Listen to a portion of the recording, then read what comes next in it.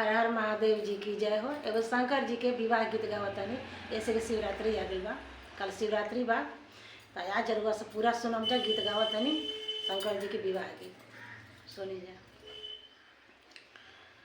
रुनो जोनो कुंज वन में गौर शिव महेश जी, अरे देखने के जाइबे आमा शिव जी के बिया जी, अरे देखने के जाइबे आमा शिव जी के बिया जी।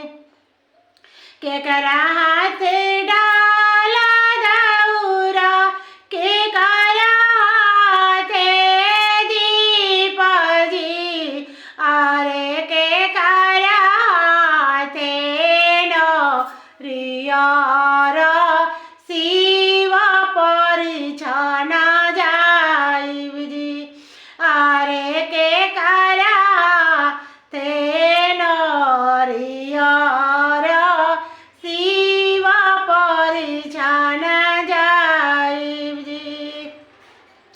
सासु हाथे डाला दौरा, सरहज हाथे दीप जी, अरे साली हाथे नरियर शिव परिछन जाइब जी, अरे साली हाथे नरियर शिव परिछन जाइब जी।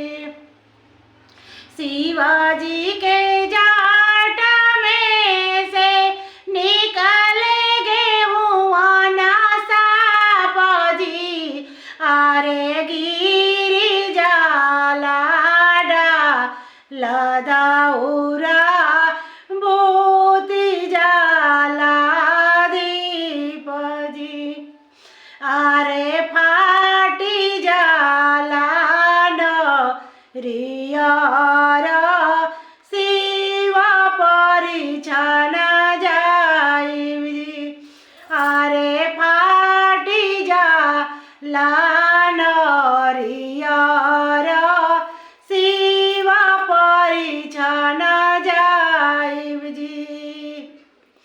ऊंची हवे शिव के शिवाला, नीची हवे दुआर जी, अरे तनिए कना झुक जा महादेव मौरी ठेक दुआर जी, अरे तनिए कना झुक जाई महादेव मौरी ठेके दुआर जी।